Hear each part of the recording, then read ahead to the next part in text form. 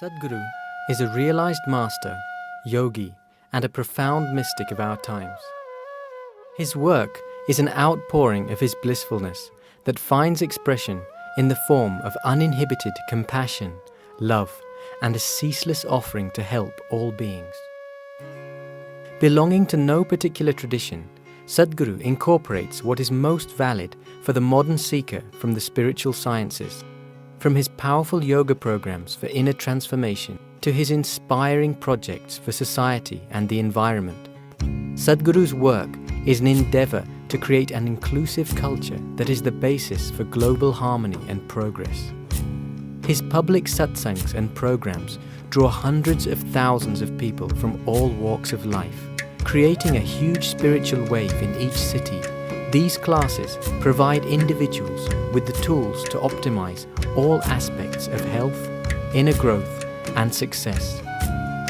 Available to all who are willing, Sadhguru's life is an invitation to the divine through individual transformation. Sadhguru works with the world's preeminent leaders and institutions to foster peace, global understanding, and international cooperation. He has addressed a number of prestigious international forums and has conducted special programs for various groups and corporations to instill an inner balance which empowers one to effectively handle external situations.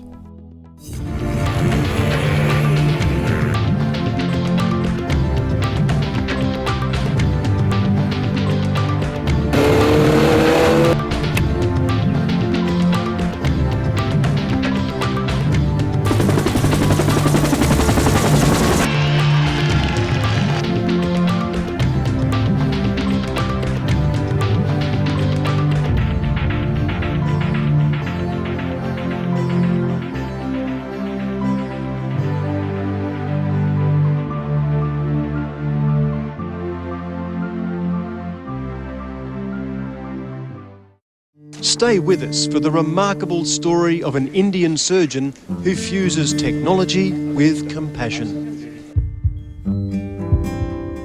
The whole strategy is about reducing the cost of procedure on the human body by 90%. Well now, thanks to one man's dream, patients in rural India can get state-of-the-art treatment.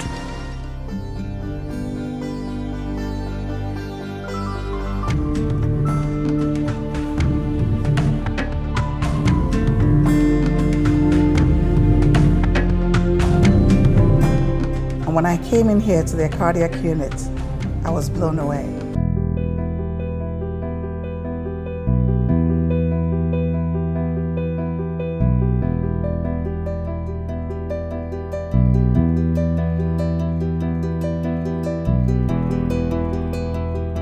We have 750 million Indians spending 150 rupees per month just to speak on the mobile phone, and all we need is 10 rupees out of that, and we have the best health system in the world.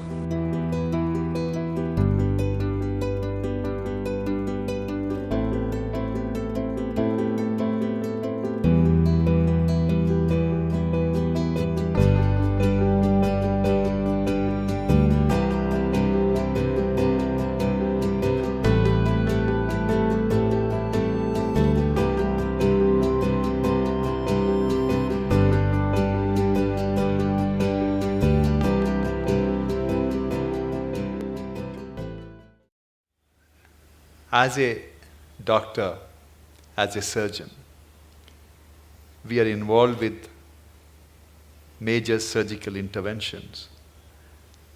Unfortunately, in our business, this is the only business in the world where a customer can die. No, taxi drivers.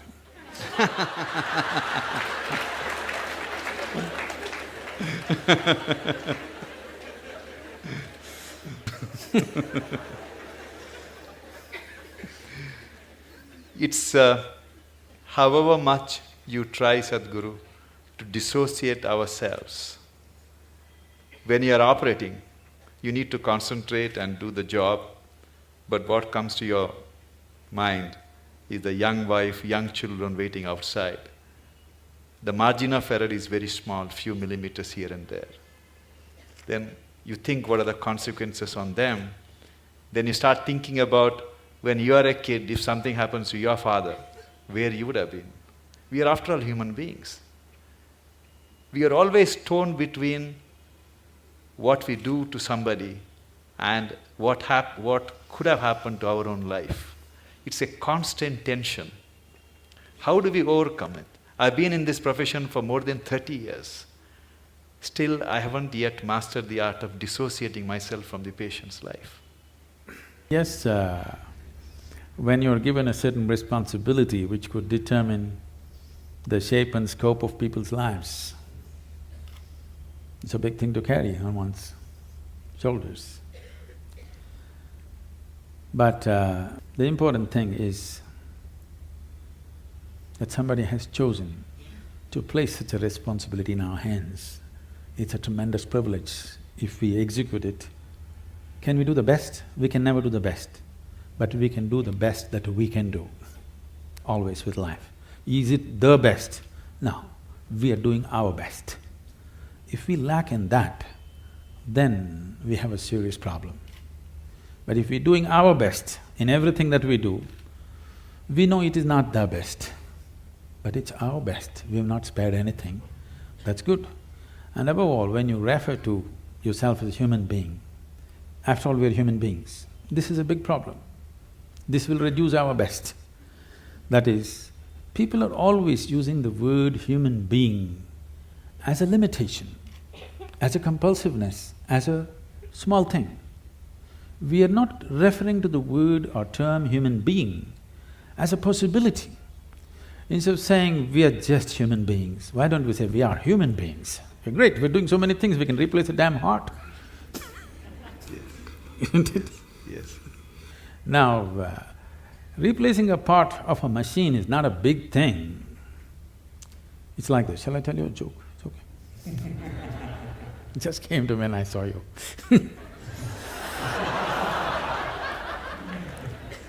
So, a cardiac surgeon took his Aston Martin, which was giving him a little bit of trouble, engine trouble, to the mechanic. So he said by evening he'll have it ready. After his hospital job, he went there to pick up his car. It was not ready.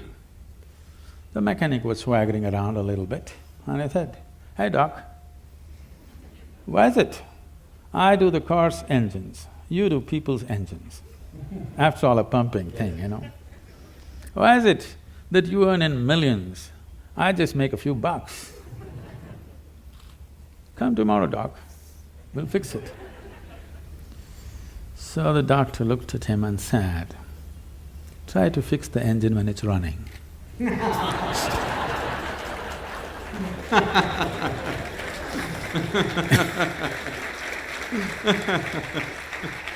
That's the important thing. You got to keep it running and fix it.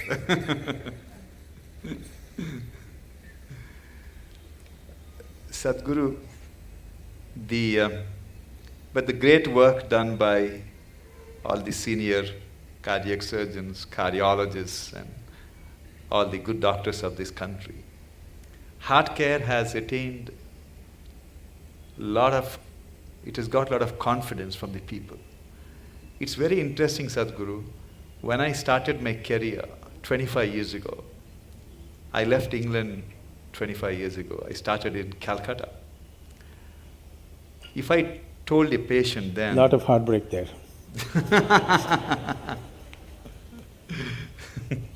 If I told a patient then that he needed an operation, it required more than an hour of convincing him for an operation. But today, I face a different problem. You're standing in a line. Today, Sadhguru, when I tell a patient, after seeing all the reports, that you do not need an operation, I have to spend 1 hour to convince him why he doesn't need operation. Everyone wants heart operation, Sadhguru. Is it for romantic reasons or…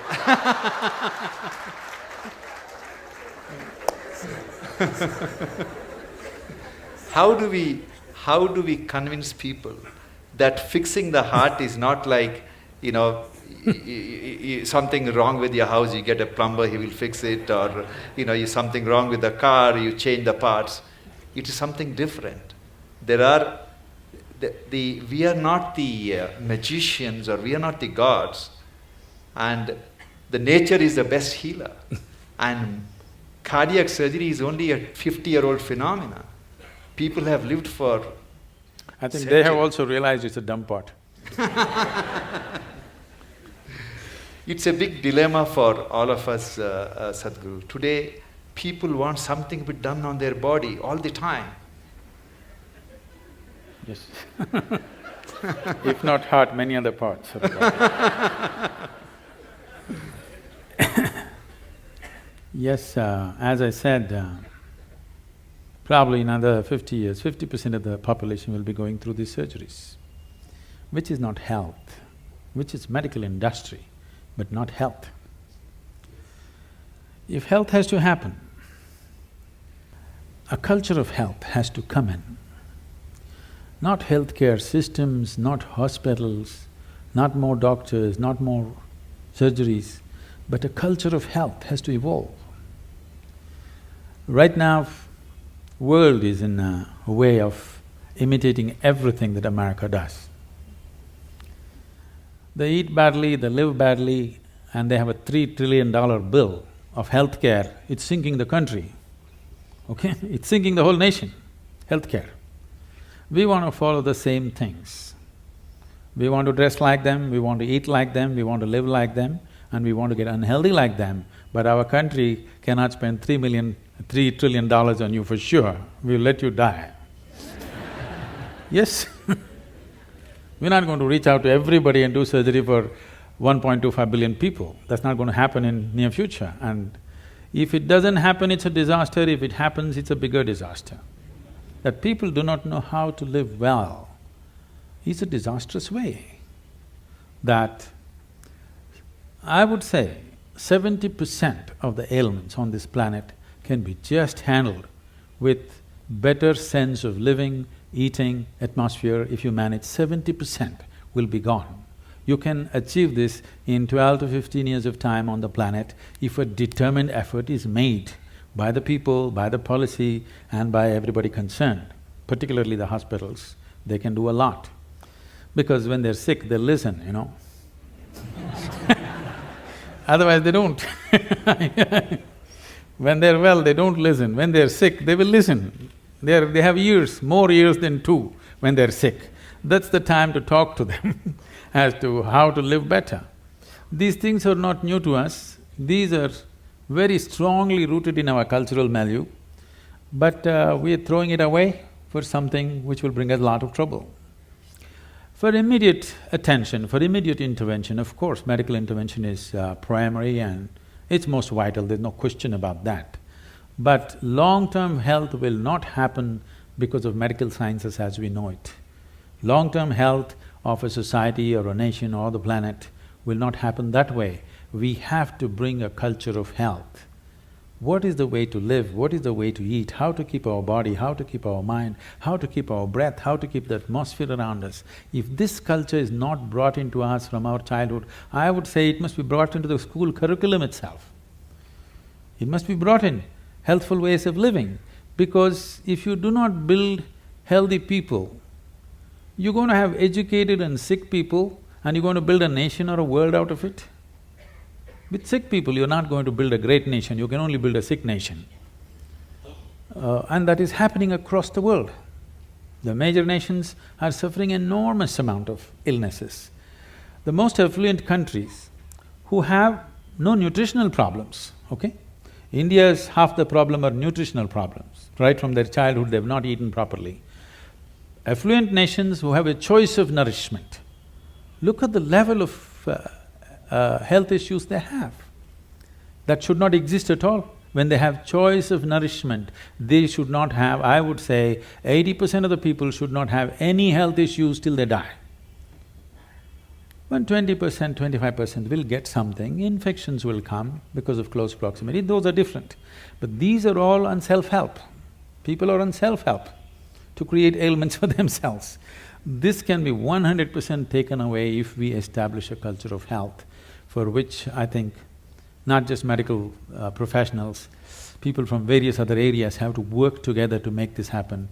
I don't see any major synergy like that right now. Small efforts are happening here and there, but that's not enough. It's good, but it's not enough. Sadhguru, majority of the people who fall sick, it's primarily because they led a life which would definitely land them in trouble. But thousands of children are born in this country, like any other part of the world, with cardiac problem, with cancer, all kinds of problems. It is not their fault. Why it happens? It shouldn't have happened. 6 million Toyota cars were withdrawn last year for defective whatever and about 9 million General Motors withdrawn for ignition problems. It's a manufacturing defect. Only problem is you can't withdraw them. Actually, nature is trying to withdraw them. We are not allowing it. There was a time we would allow the nature to withdraw. Yes? All the manufacturing defects that came, 100, 200 years ago, we would allow the nature to withdraw. By the time children are 4, only the fittest would survive, rest would go. Now we don't allow them to withdraw, so we need a whole lot of things to run the defective cars. I know I'm putting it so blatantly, but you need to understand, the physical existence is mechanical. Whether you like it or you don't like it, probably all kinds of sensitivities and emotions are there about this my physical body. But when they come to you, you strip them down and treat them like a machine, isn't it? Complex, sophisticated, but still mechanical, isn't it? Yes. There are other aspects to it, but fundamentally mechanical. Anything mechanical, anything physical, there is never something called as perfection to it. It is a constant work in progress. You can improve it and improve it and improve it. What we call as evolutionary thing is just that. Now, the parents, the two machines which produce this small machine, Yes. okay? What condition are they in? This is also an issue which we have not taken care of. There is a lot to be said which is controversial about this, but essentially this idea that everybody must have children has to go. Yeah, I know I'm getting into trouble. But we are not seeing humanity as a future possibility, we are just seeing it as a regressive way of something that we can extend into future of our own, a footprint. Right now that's a problem. Our identification with the body is so strong, the physical body is so strong, we are unable to think beyond our biological identity. Once you're not able to think beyond your biological identity, the very nature of being human, the immensity of being human is constrained and constipated into a very small process. In this process, there are problems. In the ancient past, they handled this in many different ways, which are absolutely, utterly controversial today and can never be brought back into this society, but they did handle things in a completely different way. They're bred carefully, which is very important. We are thinking about, when it comes to animal husbandry, we are thinking of breeding right. As human beings, why are we not thinking of breeding right? Because we're too identified with our own bodies. Mine is more important than what's right, and the level of suffering that you bring into this fresh life, you know, you see it every day. Yes, yes.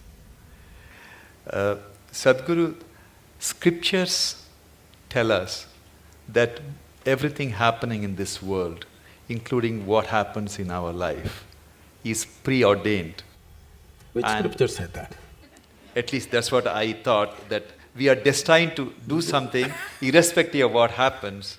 If that is the case, we are destined to die someday, then what's the role of people like us in this world? Oh. We're definitely destined to die. People come and tell me, Sadhguru, this man, my enemy, I can't bear him, I want to do something. I said, just wait, he will die. You don't have to do anything, just wait. Just be patient, that's all. So destined to die, yes. But I don't think ever any scripture has mentioned that your life is predetermined or preordained. This is an import from outside. You must understand the fundamental nature of what this culture is it's rooted in this. This is a godless culture, you must understand this. There has never been an idea of God in this country. It's an imported value, let me put this into perspective, because it upsets lots of people. We have many divine entities, many. We count some 33 million, something like that. How did all these gods come up? So, the idea, the monotheistic idea is there's a god sitting out there and doing things to you, so they believe in dictatorship. That there is somebody who determines everything. Not so in this culture. Here, there is no idea of God, but there are many divine entities. What are these entities? Generally, if you look back, the language that was used for all the deities that you have is, you're a Devi, is a yantra, always a yantra. The word yantra literally means a machine or a device or a tool. When I refer to our own yogic temples as tools, people get offended. Sadhguru, don't say that, it means more than our life. I said, if you are offended by this, you come to the ashram. I am going to give you a plumbing job to do in the ashram without tools. You must use your nails and your teeth and do plumbing in the ashram for 3 days. After 3 days, I'll give you a chain winch or a spanner. Will you worship or no? Will you worship the tool or no after having lost all your teeth? So the power of the tool is something that we always understood. We as human beings, we are who we are on this planet only because of the tools that we have created. If we did not have any tools, a dog would dominate us, isn't it? Yes or no? Yes. It's only because of the tools human beings have become who they are. So a screwdriver is a tool too, but there are subtler tools, energy tools, subjective tools, which can open up different dimensions of life. So for every dimension we create a different tool, a different possibility, because we clearly know without this tool we would never access this possibility. We bow down to it and we worship it, because without being worshipful it will not yield to you. We clearly know, gods are our making. It is just that others have forgotten. So here we told you, your life is your karma. This means your life is your making. Where is the question of preordained? Such a thing never arises in this culture. Thank you, Sadhguru. But it's dangerous for a doctor to think it's preordained.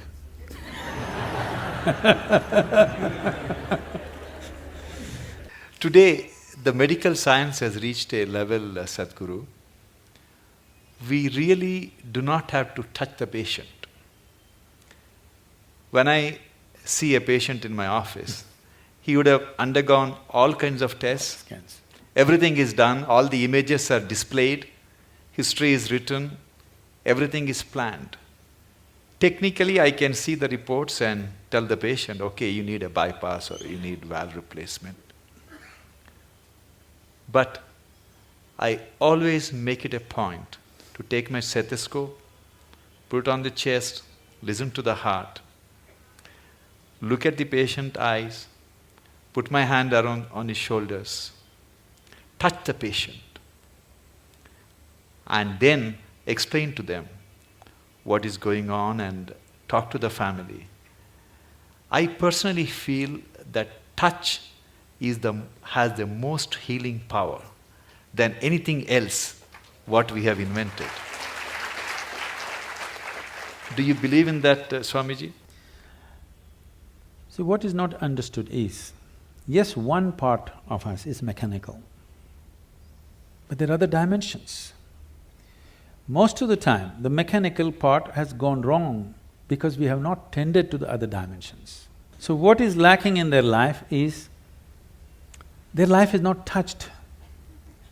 Not necessarily a physical touch, is just a manifestation. Essentially, their life is not touched by anything. When I say touched by anything, it need not necessarily be a relationship. You can be touched by so many things. I don't know how many of you… when was the last… how many decades ago did you watch a sunrise?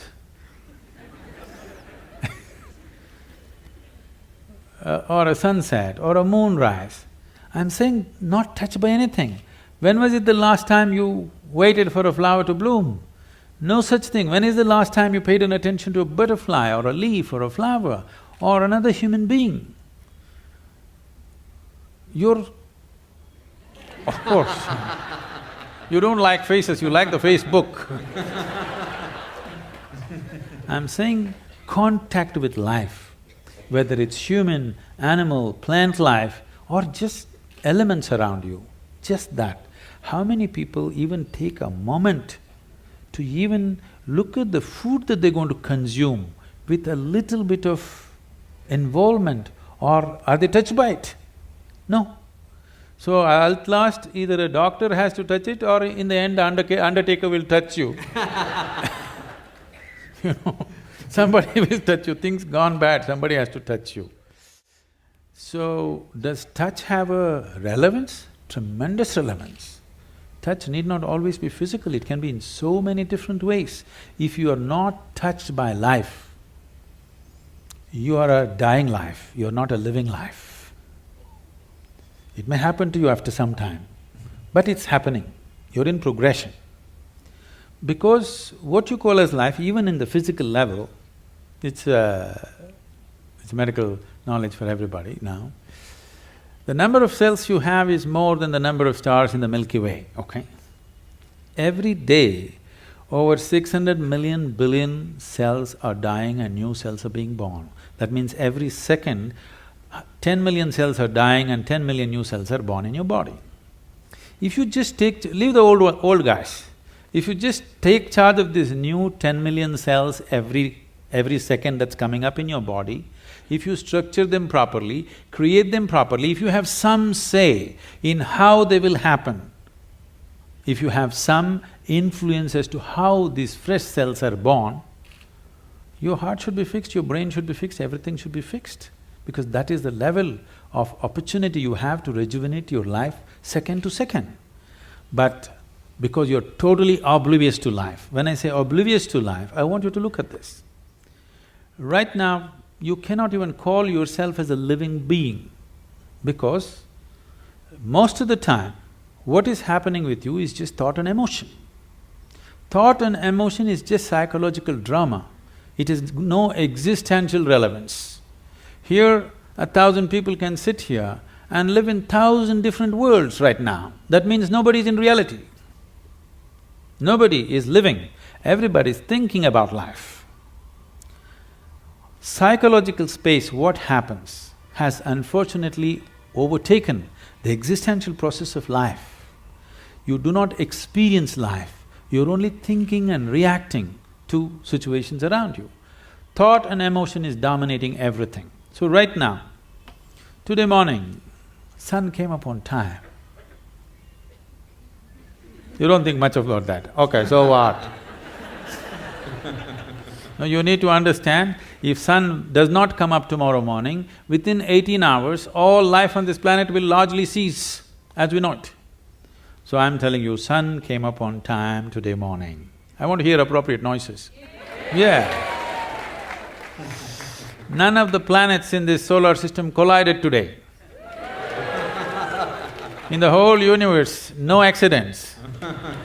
In this endless cosmos, no accidents, everything going right. But you have one nasty little thought crawling in your head and it's a bad day. I'm saying you completely lost perspective with life. You lost perspective as to who you are. It's a kind of madness. So once you lose perspective as to who you are and what is your space and status in this existence, you are a sickness by nature. It's not the doctor has to diagnose you, it's already on. One day it will manifest to a point where his instruments or his touch will tell him, but it's already on. The process is on. When it goes beyond a point, he'll give you a prescription or a surgery. But the process is on, you're working hard towards it. There are large number of Indian or Western techniques of healing which may not have scientific data, but they work. And I have a personal experience. Many years ago, my wife developed lower backache. It was intense pain, excruciating pain. As usual, I took her to a neurologist, they did MRI and everything is fine, there is no problem, but poor thing, she was I'm really… glad you were not a spinal surgeon, otherwise you would have done it. Then my brother-in-law suggested that I should take her to see a acupuncture specialist. As a doctor, it was a bit embarrassing for me to go to somebody. And he didn't have a fancy clinic. I went to his house and he talked to my wife for a few minutes and he made her sleep flat on the floor. And Sadhguru, he took, from the heel, he started pressing on her lower back for 10 minutes as I was watching. I'm not exaggerating, she never had the lower back pain ever since. I'll show you thousands and thousands like that. Not even with any needles, simply. I was so fascinated because he cured my wife and he did something which I couldn't do it for 32 years. She was fine. There are many ways of treating people, and as professionals, we have to respect all the ways of treating. Definitely, I would say allopathic system is at its best when there's an emergency. When there is time, definitely other systems are way better if you ask me, in many ways. Particularly, this is something hardly known to people. In southernmost part of India, largely in Tamil Nadu, we have what is called a Siddha Vaidya. It's a most incredible medical system, so comprehensive. There are over 300,000 formulations. I don't think even modern pharmacopoeia has that. Over 300,000 formulations elaborately written down. And the fundamental difference between Ayurveda and Siddha is, Ayurveda is herb-based, Siddha is elemental. The only thing is, the skill level that it demands from the doctor is a challenge in modern world. This is something that you have to live, then only it works. The person who administers it is as important as what is administered. Who administers it? You're talking about touch, so who administers it is important, not just what is administered. But the nature of modern medicine is, you write a prescription, some chemist who knows nothing about it gives it, and they take it. It's only purely chemical and it works. But when there are chronic ailments, if there is infection, killing it with whatever, chemical bombing it is the way to do it.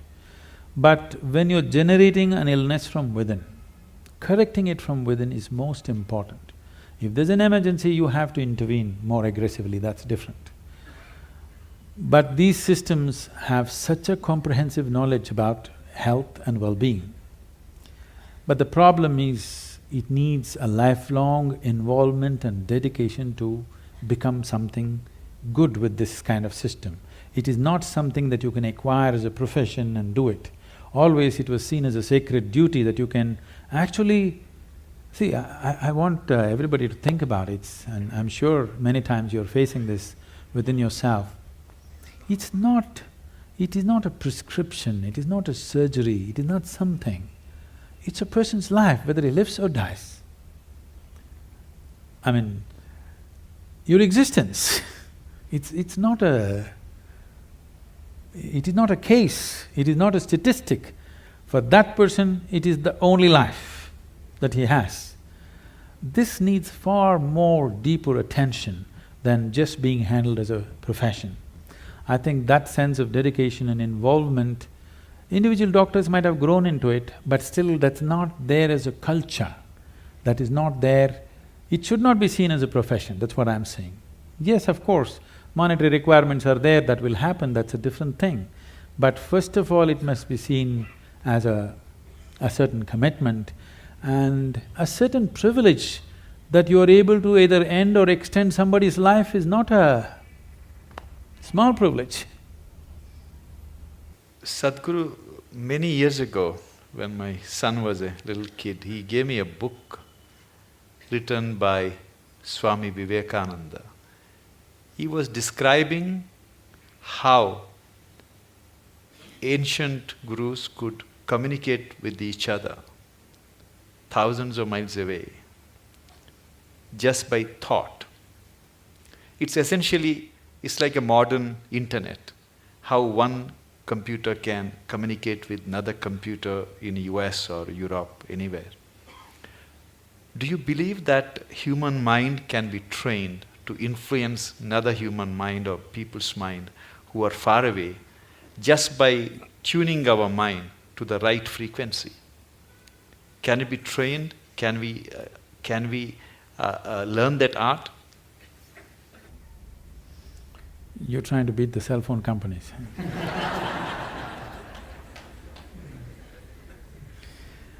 It's not just about the mind. See, when we say mind, the English word mind is only generally referring to only the thought process. Thought process is the most surface element of your mind.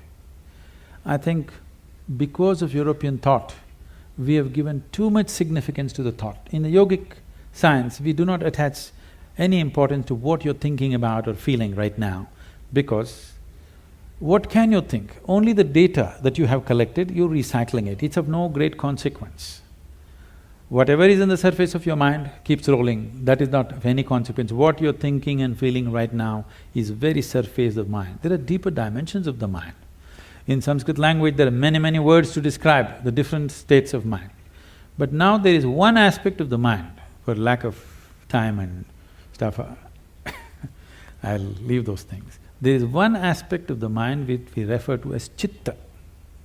Chitta is the innermost core of the mind, which is your connection with what we are referring to as consciousness. If your chitta becomes conscious, if your chitta acquires a certain level of conscious control, if you acquire, now you have access to your consciousness. What we are referring to as consciousness is that dimension which is neither physical, nor is it electrical, nor is it electromagnetic. It is a quantum leap from physical to non-physical dimension. A non-physical dimension being the lap of the existence. It is the non-physical in whose lap the physical is happening. Physical is a small happening. In this cosmos, not even 2% or not even 1% is physical, rest is non-physical. This non-physical dimension, in the yogic terminology, we use a specific sound which is connected with that dimension. Today it's all very highly distorted. We call this Shiva. That means that which is not. When we say Shiva, we are not referring to some man sitting up there. We are talking about a dimension which is not, but it is in the lap of this dimension, everything that is happens. So if your chitta becomes even mildly conscious, your ability to not only communicate an idea or a thought, even to deliver something is possible. Physically deliver something is possible.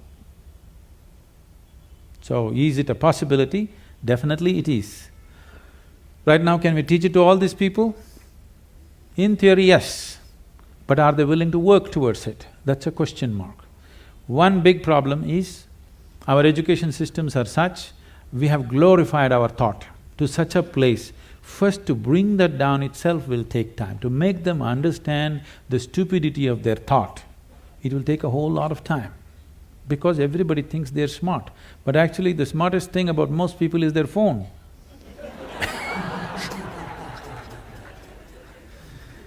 Because your thought process is just an outcome of the limited data that you have gathered.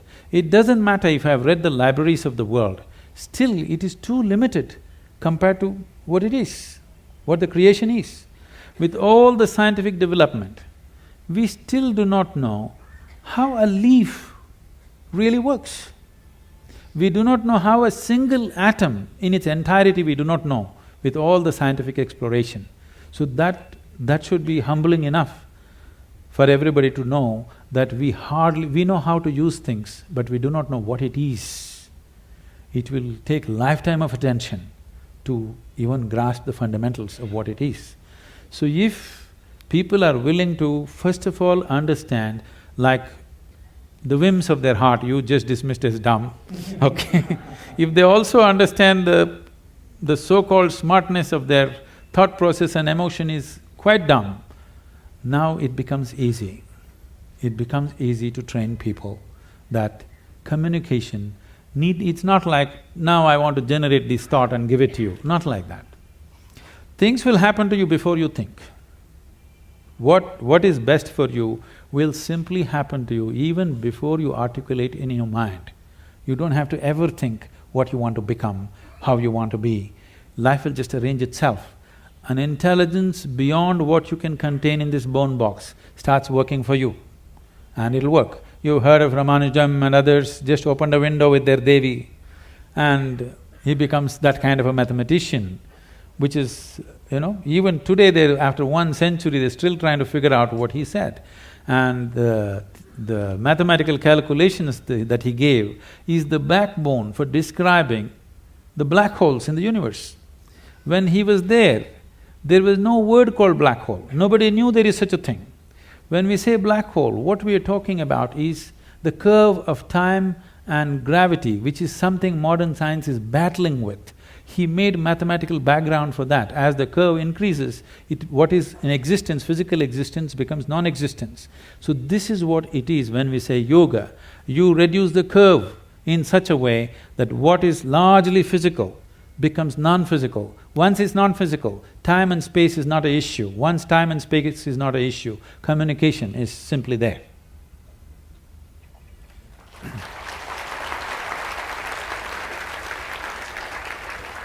About 20 years ago, Sadhguru, I received a check for 1 lakh rupees from a retired major from Indian Army. He just gave his name, he refused to, he didn't give his address. And he wrote a small note stating that the money I am giving you is too small for the path you have chosen. But God has His own mysterious ways of giving you the rest. It had a tremendous impact in what I thought, what I wanted to do. Is it because there is something called cosmic forces which are constantly trying to help society and doing, or it's something else which is influencing people to do something which is beyond their means? See, the ideas of something wants to help, something reaches out to you. I happened to be about 4 weeks ago, I was in Los Angeles and I was staying with some people there, and the bedroom was full of books. So I just picked up one of these books and so on. The author is saying, the core of the universe is love. Well, why would the core of the universe be love? Because this thing has been always told to people, from heaven God loves you, all these people. See, if you're having a roaring love affair right now with somebody next to you, here, will you look up and ask for rays of love to come towards you? I'm asking you. No, you made yourself in such a way nobody can love you. Now, only God can love you. If you say God loves me, you must know you are such a pathetic, despicable case. If you made yourself in such a way, nobody can help loving you. You are a wonderful human being, isn't it? So, we need to understand, there is something called human thought and emotion, human needs, of emotional needs of love, care, touch, this. The cosmos, or what you're referring to as the source of creation or divine, or if you want to use the word God, because God personifies thing, we will refuse to use that word. Let us say whatever is the source of creation, which we are referring to as God generally by religious this thing. Essentially, it is just an intelligence which is simply exploding into everything possible. If you're in rhythm with it, you will rise. If you're not in rhythm with it, it'll crush you. It has no love, it has no compassion, it has no intention of helping you, it has no intention of harming you, it has no nothing. If you understand the forces and ride it, you have a fantastic life. If you do not understand, it'll crush you. You've seen people doing surfboarding on the waves in the ocean. It is such a magical thing, just riding the waves. But if you don't do it right, if you go into the waves, it's like being in a concrete mixer, it'll just do that and it'll kill you. So one rides the wave, another gets crushed by the wave, that is all that's happening. The rest is all human interpretations. This is the first thing we have to stop, that we do not extend our thought and emotion to the existence. This is relevant between you and me. This is relevant between you and your family members. You love them, I love you, you love me, all this fine. Don't look up at the sky and say, I love you. It will not say, I love you back, because it has no such need. It's pure existence. This is what you have to become. If you sit here, you are a complete existence by yourself. This is a full-fledged life. It does not need anything from anybody. It has everything. It is connected with everything in the universe. It does not need anything. But we want to play our games, okay, we can do all this stuff, but you need to understand right now, we are trying to extend our compulsions to the whole creation. It doesn't work like that. Existence is not trying to help you. You may be in tune with it, bingo, you are. Whether you got in tune with it consciously or unconsciously, somehow you got in tune. That's why Shankara said, yogaratava bhogaratava. That means somehow you do it, I don't care. Your Shankara, Adi Shankara went to the extent of somehow you do it. You get it, man, that's important. How you get it, who cares? Sadhguru, I am constantly torn between my senior colleagues who are extremely skilled surgeons. Sadhguru, on the heart, there are some procedures which are done by very few people on this planet. I'll give an example. I do an operation called pulmonary endarterectomy. That's the blood clots from the leg goes to the lung arteries and it clogs up all the arteries. So 25 years ago, there was no cure for this. And once you're diagnosed, you're destined to die within a year.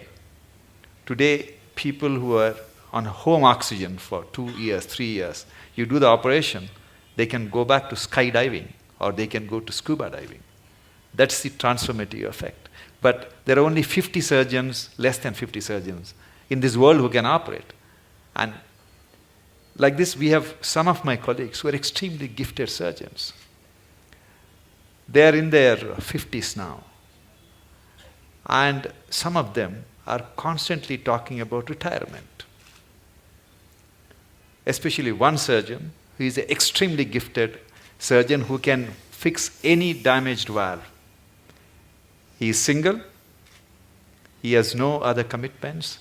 Every other day he talks about going to Benares or somewhere and retire, and I keep telling him that God didn't create him to retire and meditate. He has to be fixing all these problems.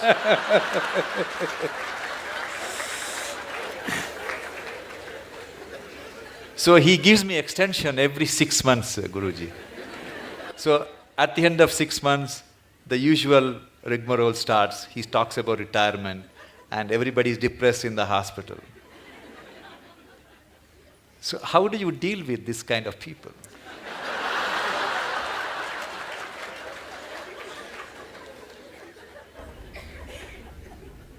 You must give him a 1-year sabbatical with me. Yes, because the need or the idea of retirement enters anybody's mind because of the monotony of what they're doing, whatever it may be. Somebody else may think it's a great thing, but in your experience, somewhere it's becoming monotonous or stagnant. Stagnation is one thing that human intelligence and human system cannot take, and most of the ailments are because of stagnation of life. They may be getting their, once in 3 years promotion, they may be making a little more money, all these things may be happening. But somewhere experientially there is a stagnation, which could be a major cause for many of the complex ailments that people manufacture within their systems. The more complex they get, you try to create more talented surgeons. I'm saying we are manufacturing the problems, we are trying to manufacture a solution. I think as we offer solutions, people who have already gotten into problems, they need solution. But it's very important that we teach people how not to create these problems, so that instead of 50, you have to produce 5,000 expert surgeons to attend to all these people who are on self-help to illness. So I would say a surgeon who has a certain competence and who has worked through his life, if he wants to explore something of his own nature, that would be the greatest thing to do, because he's not a man without commitment, not competence. When competence and commitment is there, you should not run him through the rigmarole and destroy that possibility. It's important that he explores something of his own nature, which will make him… we don't know what he'll come up with. You cannot even estimate what he may come up with. I think a sabbatical is good. He may come up with something that you've not thought possible. I will convey your message, Sadhguru. I'm sure he's watching this program. Sadhguru, I believe that talent is something which is grossly exaggerated in success. It's… when I was in medical school, I used to teach martial art. That was my passion. And every time a Bruce Lee's movie was released, all these school kids would come and join in hordes to martial arts schools. We used to call it Bruce Lee phenomenon. They're gone after 2 weeks. Yes. And I used to see some kids whose physique is meant for martial art, who have the natural flair, and I used to think, oh, this kid is going to get a black belt. And interestingly, Swamiji, after 6 months, they're never there. The guys who go up to the black belt and, do something very good in martial art are the ones who joined the school without any skills, without any talent, who worked very, very hard. For everything they had to sweat it out. But in the end, they're the ones who succeed. How do you explain this phenomenon? See, for a variety of reasons, let me not go beyond this. For a variety of reasons, a certain individual could be born with a certain flair, physical flair, mental flair, emotional flair, style. 5-year-old child, one has style, other is clumsy, okay? So the one with the style is not going to become necessarily a fashion thing. Somebody else who seems to be clumsy may grow into something else. Like, you don't know when a woman is pregnant, the child within that womb whether it's a sage or a sorcerer. Not the woman know. No, the mother does not know whether she is producing a sage or a sorcerer or what. This is because I use the word coherence because of modern science is using that word. Who you are here right now, as you sit here, this is physics. Every subatomic particle is in constant contact with everything. What you call as cosmos is living life and it's a live mind. You have captured only one small part of it. If you work with only that one small part of what you have captured, both as life and as intelligence, you will function at a certain level. If you apply yourself to break the barriers of your limitations that you've set for yourself, then there is an intelligence beyond anybody's understanding, beyond anybody's estimate, which is available to you. Once this is available to you, people think you're superhuman. No, this is not about being superhuman. This is about realizing that being human is super. The immensity of being human has not been realized. So we are always making a kind of a mathematical calculation. Okay, if this person has this much IQ, maybe this is what he will become. This is what Newton's law, that everything that moves on this planet works to a mathematical precision or a geometric precision. That is, if you take a pendulum, the length of the pendulum will decide how it will swing. If you take a projectile, depending upon its mass, velocity and the trajectory, it will go to a certain place. That is not how the cosmos is working, because what you think is physical and not physical is all mixed up within this human being. The physical self, the psychological self, the emotional self, and who you call as myself, the life within you, the fundamental life process, these are all different dimensions. And the innermost core of who you are, which, because all the other words are corrupted, I'll use the word life or just you, what you call as me. This, if you allow it, if you do not identify it with any form, with your physical form or with other different identities what you take on, it has a way of being cohesive or collaborative with everything around. When we say somebody worked hard, all he is trying to do is stretch his boundary of identity, isn't it? He's trying to stretch his boundary. If he succeeds to stretch his boundary, something that he never thought possible or imagined that is within his competence or capability becomes his.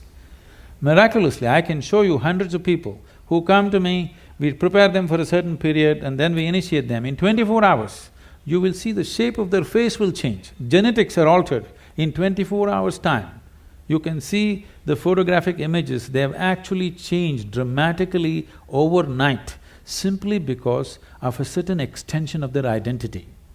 So, in the Indian spiritual milieu, see, when you say spiritual, we must understand this. This is not about looking up or looking down. When we say spiritual, we are talking about transcending the limitations of physical.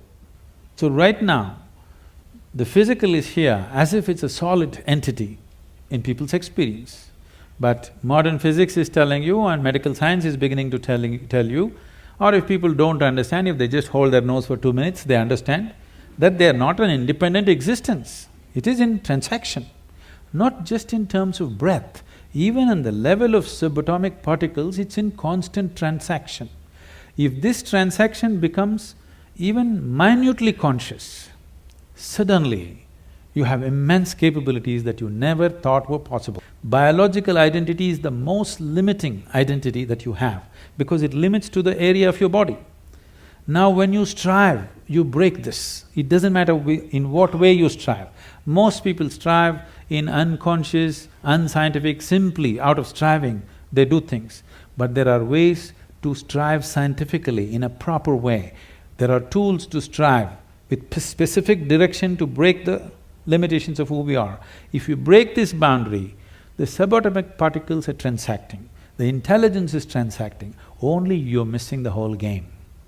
If you don't miss the game, if you are in the game of life, not in the game of thoughts and emotions. You're in the game of life, suddenly just about anything you want you can do, not this or that. I'm saying anything a human being can do, simply if he breaks his barriers. And these barriers are many levels, but the most fundamental thing is the identity.